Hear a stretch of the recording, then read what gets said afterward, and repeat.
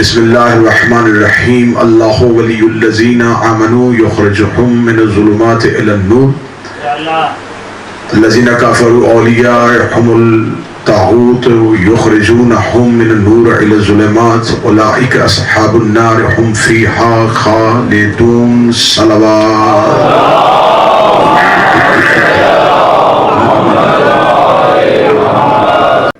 جس دن be be دربار میں گئی ہیں حق لینے کے لیے، اس دن بی بی کے دو دروازے تھے مسجد میں. ایک وہ جو گھر کے اندر سے مسجد میں کھلتا تھا، جو رسول نے سارے صحابہ کے بند کروائے تھے لیکن علی کا بند نہیں کروایا تھا، یہ وہ دروازہ. ایک دروازہ وہ ہے جو مرکزی گیٹ ہے مسجد کا. جس دن بی بی دربار میں آئی ہیں، اس دن بی بی حجرے والے دروازے سے نہیں آئیں، جبکہ ہمیشہ بی بی رسول کے دور میں بھی جب بھی مسجد میں آتی تھی تو حجرے والے دروازے سے آتی تھی. آج بی بی حجرے والے دروازے سے نہیں، آج مرکزی دروازے سے آئی. حجرے والے دروازے سے میری مخدومہ اس لیے نہیں آئی کہ اگر حجرے والے دروازے سے آتی، کل کوئی مسلمان یہ کہہ سکتا تھا کہ ہمیں تو پتہ ہی نہیں زہرا کب دربار میں آئی اور کب دربار سے چلی گئی. اس دن بی بی آئی ہے مرکزی دروازے سے، پہنچ گئی رسول کی بیٹی دربار میں. حاکم بیٹھا تھا تخت میں. میرا پہلا سوال ہے ہر غیرت مند مسلمان سے، آج بھی شرعی عدالت میں چلے جاؤ، پاکستان کی سپریم کورٹ میں، شرعی عدالتوں میں جا کے آج بھی قوانین شرعیہ اٹھا کے دیکھو. آج بھی پاکستان کے قانون کے مطابق اگر فیصلہ کیا جائے، زہرا پھر بھی جیت رہی ہے. آج پاکستان کے قوانین شرعیہ کے مطابق فیصلہ کیا جائے. میں سمجھا کے بات کروں گا، میں نے پہلے کہا تھا داد نہیں دینی، صرف سوچنا ہے اور توجہ فرمانی ہے. قوانین شرعی میں لکھا ہوا ہے کہ اگر کسی جگیر پہ قبضہ کرنے کے لیے مسلمان مجاہدین کا خون اور پسینہ بہے اور وہ جگیر مسلمان لے لیں، اس جگیر میں ہوتے ہیں 5 حصے. 4 ہوتے ہیں ان مجاہدین کے جنہوں نے جنگ کی، 5واں ہوتا ہے رسول کا. لیکن اگر کسی جگیر پہ قبضہ کرنے کے لیے نہ کسی کا خون بہاؤ نہ پسینہ، وہ صرف اسلام کو اسلام کے روب کی وجہ سے مل جائے، اسے کہتے ہیں مال فی. اس میں امت کا حق نہیں ہوتا، وہ صرف رسول کا حق ہوتا. اب اگر اس جگیر پہ کسی نے گھوڑا دوڑایا ہے پھر اس میں امت کا حق. دوسرا سوال، آج بھی پاکستان کی عدالتیں اس بات کی تائید فرمائیں گی، سب سے بڑا بدنما دھبا جو آج تک اسلام کے چہرے پہ ہے، جسے کوئی بھی مورخ نہیں مٹا سکا، کتنا بڑا ظلم ہوا تاریخ اسلام پہ. جس کے خلاف مقدمہ تھا وہی جج تھا.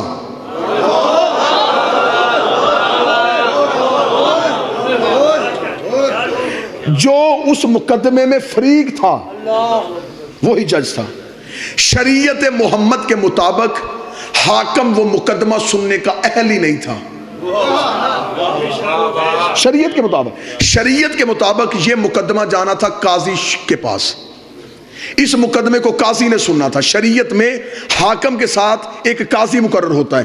اگر آپ سٹیٹ کے خلاف آئیں گے، اگر آپ حکومت کے خلاف آئیں گے، وہ مقدمہ حکومت نہیں، اسلام کہتا ہے کہ وہ مقدمہ قاضی سنے گا. قاضی کا چناؤ ہے. توجہ ہے میری بات کی جانب؟ اس لیے اسلام میں ہے قاضی کا چناؤ. اور آج بھی پاکستان کی عدالتوں میں یہ نظام موجود ہے. آپ نے پچھلے دنوں دیکھا افتخار چودھری کے بیٹے کو عدالت میں لایا گیا، اس نے بینچ چھوڑ دیا. اس نے کہا کیونکہ میرا بیٹا مجرم ہے لہٰذا میں یہ مقدمہ سنوں گا نہ، میں سن سکتا ہوں. تاریخ اسلام میں سب سے بڑا ظلم یہ ہوا، جس کے خلاف بھی مقدمہ لے کے آئی تھی وہی منصف تھا. یہ ہے تاریخ اسلام کا ایک بدنما دھبا. آ گئی بی بی آگے دربار میں کھڑی ہوئی. مصائب نہیں، فضائل سننا مخدومہ کا. جنگ جیت کے آئی ہے رسول کی بیٹی، چادر کی دھار سے دشمن کو قتل کر کے آئی. بی بی دربار میں پہنچی. بی بی نے دربار میں پہنچ کے سب سے پہلا سوال حاکم سے کیا. بی بی نے دربار میں پہنچ گئی، حاکم سے کہا کہ تو نے میری جگیر پہ قبضہ کیوں کیا؟ یہ مکالمہ ہے، میں نے پہلے کہا میں ویڈیو کیمرے کی موجودگی میں ہوں، میں اپنے ایک ایک حرف کو ثابت کروں گا. بی بی نے کہا تو نے میری جگیر پہ قبضہ کیوں کیا؟ حاکم نے فوراً بی بی کو جواب دیا کہ ہمارے پاس ایک حدیث تھی، جس حدیث کو نص بنا کے ہم نے اس جگیر پہ قبضہ کیا. بی بی نے کہا تیرے پاس کیا حدیث تھی؟ اس نے کہا تیرے بابے کی حدیث ہے کہ ہم گروہ انبیاء لا نورث ولا نورث، ہم نہ وارث بنتے ہیں نہ وارث بناتے ہیں. یہ انبیاء جو ہوتے ہیں نہ یہ کسی کے وارث ہوتے ہیں نہ یہ کسی کو وارث بنا کے جاتے ہیں. اس نے منبر سے حدیث پڑھی, بولی رسول کی بیٹی. اب امتی چپ رہنا, سید میرے ساتھ بولنا. جب اس نے اس حدیث کو پڑھ کے مقدمے کی سماعت شروع کی, بی بی نے خود اپنے مقدمے کی وکالت کی اور رسول کی بیٹی نے اپنے مقدمے پہلی دلیل دی. بی بی نے کہا تو نے کیا کہا ہے؟ میرے بابے کی حدیث ہے, ہم وارث نہ بنتے ہیں نہ بناتے ہیں. رک کسی جگہ پہ, پہلے مجھے یہ بتا تجھے میرے بابے نے وارث بنایا ہے؟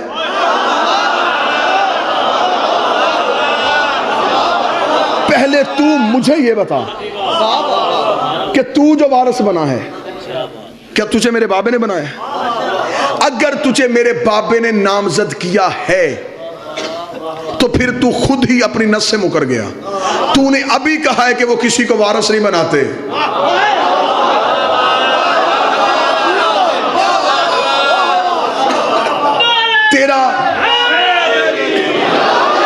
تیرا نامزد ہونا غلط. حاکم چپ ہوا. حاکم نے کہا مخدومہ بنت رسول, تو اپنے مقدمے میں بحث کر. دربار میں اکیلی وکیل. مخدومہ نے کہا میں اپنے مقدمے میں بحث کرتی ہوں. اس نے کہا تیرے پاس ثبوت؟ بی بی نے کہا میرے پاس ثبوت ہے. ثبوت پیش کیا جائے. بی بی نے عدالت میں وہی معاہدہ جو یہودیوں نے لکھا تھا, جس میں مولا علی کی بطور گواہ اور رسول کی مہر تھی, اور نیچے لکھا تھا رسول نے کہ یہ جگیر میں اپنی بیٹی فاطمہ کو دیتا ہوں. بی بی نے وہ تحریر دربار میں پیش کی. انہوں نے تحریر پڑھتے ہی دوسرا سوال سماعت مقدمے کی کرتے حاکم نے کہا کہ اس تحریر پہ کوئی گواہ. لو پھر پھنس گیا حاکم. دوسری بڑی غلطی کر گیا حاکم. قانون قرآن کے مطابق معصوم سے گواہ مانگنے کی اجازت ہی نہیں ہے. میں محنت آپ کے سامنے پڑھ رہا ہوں. قرآن کے مطابق معصوم سے گواہ مانگنے کی اجازت نہیں. میں قرآن سے نص دیتا ہوں. مریم کی قوم نے مریم سے پوچھا بچہ کہاں سے آیا؟ 3 دن کا عیسیٰ بول پڑا. قرآن کہتا انی عبداللہ اتانی کتاب وجعلنی نبی, میں اللہ کا بندہ ہوں, کتاب لے کے آیا ہوں, نبی بن کے آیا ہوں. قوم نے عیسیٰ سے گواہ نہیں مانگا, معصوم ہے. میں ایک حوالہ دوسرا دیتا ہوں. کتاب کا نام حیات الحیوان, لکھی آقا دمیری نے, چھپی جامع الازہر مصر سے. مدینے میں ایک شخص جس کا نام اسود تھا, یہ گھوڑا بیچنے کے لیے آ گیا. عربی تھا یہ گھوڑا بیچنے کے لیے آ گیا.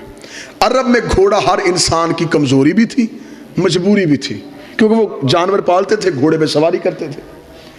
یہ مسجد نبوی والے بازار میں توجہ ہے, گھوڑا کے لے کھڑا. رسالت امام مسجد سے باہر نکلے. رسالت امام نے گھوڑے کو دیکھا, رکے. اسود یہ گھوڑا بیچے گا؟ بیچوں گا. دلیل آپ نے ذہن میں رکھنی ہے کہ معصوم سے گواہ مانگنے کی اجازت نہیں ہے. رسول نے کہا یہ گھوڑا بیچے گا؟ اس نے کہا جی بیچوں گا. رسول کا کیا لے گا؟ اس نے دینار بتائے. رسول نے اس کے ساتھ سودا طے کیا. طے کرنے کے بعد رسول نے کہا کہ میرے پاس اس وقت دینار نہیں, دینار پڑے ہیں میرے حجرے میں. سودا تیرا میرا طے پا گیا. وہ جو دینار حجرے میں پڑے وہ تیری ملکیت, اور یہ جو تیرے ہاتھ میں گھوڑا ہے یہ میری ملکیت. رسول کو گھوڑے کی ضرورت نہیں ہے, لیکن ایک مسئلہ حل کرنے لگے ہیں. رسول حجرے میں دینار لینے کے لیے گئے. یا چند صحابہ وہاں سے گزرے. انہوں نے وہاں پہ کھڑے اسود کو دیکھا, بھئی گھوڑا بیچنا چاہتا ہے. اس نے کہا جی آیا تو بیچنے تب بک گیا. انہوں نے گزرتے گزرتے سرسری پوچھا کس نے خریدا؟ اس نے کہا تمہارے نبی نے. نبی کا نام آنا تھا, بندے واپس آ گئے کہ ضرور اس گھوڑے میں کوئی صفت ہے, اگر اس میں کوئی عیب ہوتا محمد کبھی نہ خریدتا, اس میں کوئی صفت ہے. انہوں نے آگے کہا یہ گھوڑا تو ہمیں نہیں بیچ سکتا. اس کا نا سودا طے پا گیا. وہ دینار لینے گئے. اب وہ عربی کیونکہ نبی کا کلمہ نہیں پڑھتا تھا, انہوں نے فوراً کہا اگر ہم اس قیمت سے زیادہ دیں کیا تو ہمیں دے گا؟ اب اس نے کون سا کلمہ پڑھا تھا, اسے کون سے تجارت کے قوانین کا پتا تھا. اس کا مجھے تو پیسے سے غرض ہے. اسے پیسے لیے, گھوڑا ان کے حوالے کیا, یہ گھوڑا لے کے چلے گئے. وہ شخص دینار گن رہا تھا, یا رسول آ گئے. رسول نے کہا اسود میری امانت. اس کا کون سی امانت؟ اس نے کہا وہ گھوڑا جو میں نے خریدا. اس نے کہا کون سا گھوڑا؟ نبی نے جو ابھی تھوڑی دیر پہلے خریدا. اس نے کہا کوئی گواہ ہے؟ میں نے کہا تھا نا معصوم سے گواہ مانگنے کی اجازت نہیں. اس نے کہا گواہ ہے. رسول چپ کھڑے. رسول کہا اسود دیکھ میں نے تجھ سے وہ خریدا, میرا تیرے ساتھ دینار طے پائے. اس نے کہا نا گواہ ہے تو لا. ابھی رسول چپ تھے یا مسجد سے ایک شخص باہر نکلا. رنگ اس کا کالا تھا, اندر سے بڑا پاک تھا.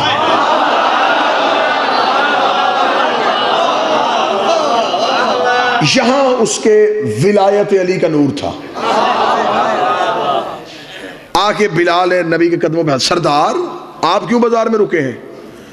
بلال میں گزر رہا تھا, میں نے اس کے ساتھ اس سواری کا سودا کیا, میں دینار لینے گیا, اس نے کسی اور کے ہاتھ بھیج دی. جب اتنا جملہ کہا بلال نے کہا کیوں, تو نے ایسا کیوں کیا؟ اس نے کہا تیرے نبی کے پاس گواہ کوئی نہیں, کوئی گواہ نہیں ہے کہ میں نے اس کے ساتھ سودا کیا. بلال نے ایک لمحہ سوچے بغیر کہا میں گواہی دیتا ہوں. اب بھلوال والوں داد نہ دینا, دعا دینا تو تمہارا حق بنتا ہے. جب بلال نے کہا میں گواہی دیتا ہوں کہ گھوڑا میرے نبی نے خریدا ہے. اسود نے دیکھ کے کہا عبداللہ کا بیٹا میں نے تیرے کلمہ نہیں پڑھا, تیری عدالت کے میں نے قصے سنے ہیں, تیری صداقت کے میں نے منظر سنے ہیں, مجھے پتا ہے تو بات سچی کرتا ہے, فیصلہ حق پہ کرتا ہے. مجھے بول کے بتا جب تیرا اور میرا سودا ہو رہا تھا یہ تیرا حبشی غلام تو تھا ہی نہیں, اس نے گواہی کیسے دے دی؟ رسول نے اپنا چہرہ بلال کی طرف کہا بلال یہ بات تو سچ ہے, جب میرا اس کے ساتھ سودا ہوا تو تھا ہی نہیں, تو نے کیسے گواہی دی؟ بلال نے دونوں ہاتھ نبی کے قدموں پہ رکھے کہا تو نے کہا اللہ ہے, میں نے دیکھا. تو نے کہا اللہ ہے, میں نے دیکھا. تو نے کہا جنت ہے, میں نے دیکھی. تیرے کہنے پہ نہ دیکھا اللہ مان لیا. یہ بھی تو نے کہا ہے کہ گھوڑا خریدا ہے, پھر تو نے خریدا. یہ ہے معصوم سے گواہ مانگنے کی اجازت نہیں. دربار میں معصومہ سے گواہ مانگا گیا, سننا مقدمہ, فضائل سننا میری سائن کے, میری آقا زادی کی فضیلت سننا. انہوں نے گواہ مانگا, بی بی نے گواہیاں دیں. بی بی نے کہا میرا بڑا بیٹا حسن میرا گواہ, میرا چھوٹا بیٹا حسین میرا گواہ, میرا شوہر علی میرا گواہ, اور میرے باپ کی کنیز ام ایمن میری گواہ. یہ 4 گواہیاں ہیں جو بی بی نے اپنے مقدمے میں دی ہیں. حاکم نے تھوڑی دیر مشیروں سے مشورہ کیا. بنت رسول کھڑی فیصلے کا انتظار کر رہی تھی. یہ دربار سے فیصلہ آ گیا. فیصلہ یہ آیا کہ ہم آپ کے مقدمے کو خارج کر رہے ہیں اس بنا پہ کہ آپ کا نصاب شہادت پورا نہیں. بی بی نے کہا میرا نصاب شہادت کیوں نہیں پورا؟ انہوں نے کہا اس لیے کہ آپ نے جو 4 گواہیاں دی ہیں ان میں پہلی گواہی ہے آپ کے شوہر علی کی. علی بحیثیت شوہر اس جگیر میں حصے دار ہے, لہٰذا یہ مالک ہے, اس کی گواہی نہیں. حسن حسین ہے بیٹے ہونے کی وجہ سے ان کا بھی اس جگیر میں حصہ ہے, لہٰذا ان کی گواہی بھی نہیں. چوتھی بچ گئی ایک گواہ ام ایمن. اور تیرے بابا کی حدیث ہے کہ اگر مرد ایک ہو عورتیں 2 ہونی چاہیے, اس کے ساتھ دوسری عورت نہیں, لہٰذا نصاب شہادت مکمل نہ ہونے کی وجہ سے ہم تیرے مقدمے کو خارج کرتے ہیں. زندگی قربان کرو بی بی تیری عزت میں. بی بی نے مقدمہ واپس لے لیا, گواہیاں نہیں بدلی. بحث سننا میری آقا زادی کے مقدمے کی پوری ذمہ داری کے ساتھ. بی بی نے مقدمہ واپس لیا, گواہیاں نہیں بدلی. جبکہ بی بی کے پاس گواہ تھے. بی بی جناب سلمان کو کھڑا کر سکتی تھی, حضرت ابو ذر کو پیش کر سکتی تھی, جناب کمبر, عمار, مقداد, عورتوں میں بی بی فضہ, اسما, ام الفضل, یہ سب موجود تھے. آقا زادی نے گواہیاں نہیں بدلی, مقدمہ واپس لے لیا. مقدمہ کیوں واپس لیا؟ جنگ سننا رسول کی بیٹی کی برقعے کے اندر کیسے لڑی ہے. اب شریعت کا مسئلہ ہے, جو کسی مومن کو جھوٹا کہے, مثلا کوئی بندہ کسی سچے مومن کو جھوٹ کی تہمت لگا دے, شریعت کہتی ہے یہ بن گیا ہے فاسق. اس نے مومن کو جھوٹا کہا ہے. اب فاسق کی سزا کیا ہے؟ شریعت سے پوچھو. فاسق کی سزا یہ ہے کہ فاسق نماز پڑھا نہیں سکتا, پڑھ سکتا ہے. فاسق چاند کی شہادت نہیں دے سکتا. فاسق نکاح میں بطور گواہ نہیں بیٹھ سکتا، فاسق طلاق میں بطور گواہ نہیں بیٹھ سکتا، فاسق کسی بھی شرعی عدالت کا قاضی نہیں ہو سکتا۔ یہ ہے فاسق کی سزائیں۔ اگر کوئی کسی مومن کو جھوٹا کہے وہ بنتا ہے فاسق۔ قرآن ممبر پہ لے آؤ، میں زہرا کی وکالت گھڑے میں منہ دے کے نہیں، لاؤڈ سپیکر پہ کر رہا ہوں، یہاں جان تلی پہ رکھ کے، اور اس سانس پہ لعنت کرتا ہوں جس سانس میں 14 کی وکالت نہ ہو۔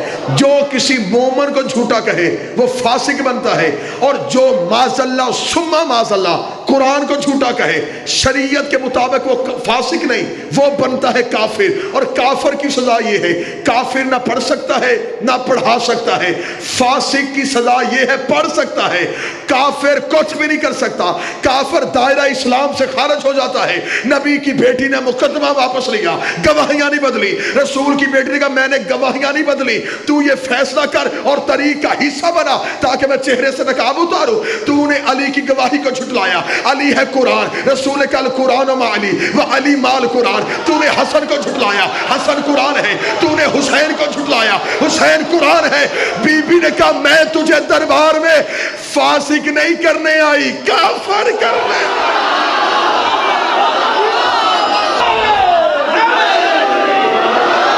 مخدومہ نے اصل چہرہ بے نقاب کیا۔ سننا مقدمہ سننا میری آقا زادی کا۔ بی بی نے مقدمہ واپس لیا، حکیم صاحب مقدمہ واپس لیتے ہی بی بی نے دوسرا مقدمہ دائر کیا۔ بی بی نے کہا یہ مقدمہ واپس ہو گیا، فیصلہ کر دیا تو نے فیصلہ، نہ فیصلہ نہ بدلنا، میں مقدمہ واپس لیتی ہوں۔ وہی کھڑے بی بی نے دوسرا مقدمہ دائر کر دیا۔ بی بی نے کہا تو ہے حاکم، میں ایک بیٹی بن کے باپ کا حق لینے آئی ہوں، باپ کا حق دے۔ حکومتیں پریشان ہو گئی، دربار میں لڑ رہی ہے محمد کی بیٹی، برقعے کے اندر لڑ رہی ہے رسول کی بیٹی۔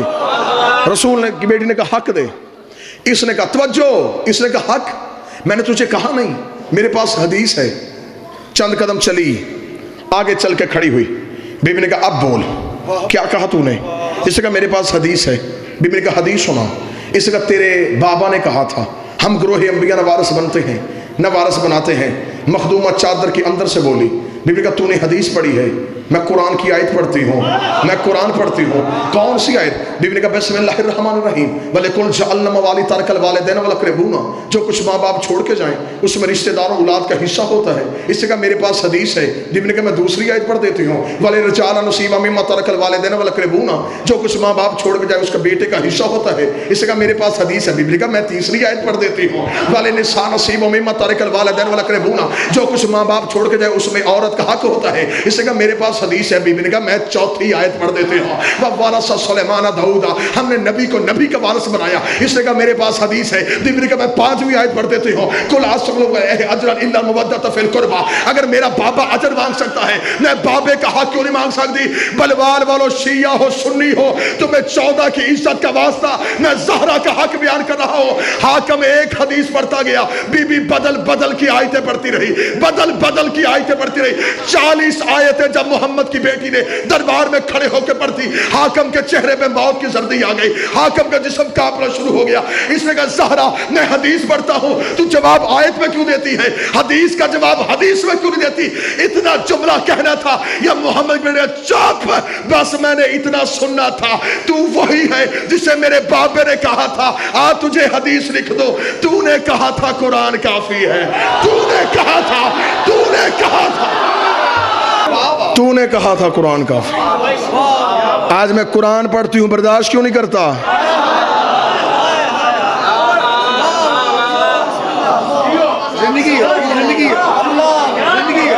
سن اب قرآن۔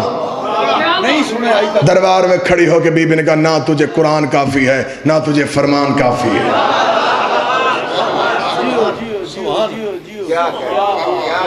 ہار کے نہیں جیت کے آئی ہے، منوا کے آئی ہے۔ جو کام جنگ میں نہیں ہو سکتا تھا منافق کے چہرے سے پردے ہٹا کے آئی ہے۔ زندگی اسے دینی ہے جس سے لی تھی، ہر چیز پہ سمجھوتا کر لینا یہ میرے بدے ہاتھ ہیں، کل کا ایک دن رہ گیا ہے۔ پھر زندگی آنے دے یا نہ آنے دے، یہ میرے بدے ہاتھ ہے۔ زہرا کے دشمن پہ کبھی سمجھوتا نہ کرنا۔ مولا فرماتے ہیں جو ہماری دادی کے دشمن پہ سوچ کے لعنت کرتے ہیں، ہم 14 اس پہ لعنت کرتے ہیں۔